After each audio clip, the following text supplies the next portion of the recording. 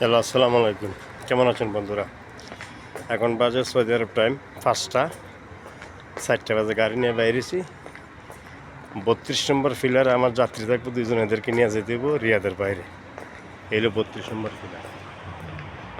32 নম্বর filler, 32 নম্বর ফিলারের সামনে এখন আমি আছি। যাত্রী মনে আমার যা সম্ভব বিমান এখনও মনে ল্যান্ড করে নাই। 5টা 10-এ ল্যান্ড করার কথা। মানে এখানে গাড়ি পার্কিংয়ের যে সমস্যা, গাড়ি পার্কিং ঘন্টা 20 টাকা।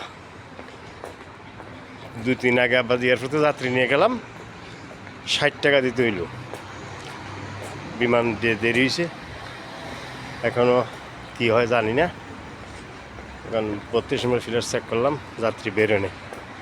এখন যাচ্ছি যেখান থেকে যাত্রী বেরোব ভিতরে, ওখানে যেতেছি এই যে এদিক দিয়ে যাত্রী যেদিক দিয়ে বের হবে, কিন্তু এখনো পর্যন্ত যাত্রী বেরোয় না।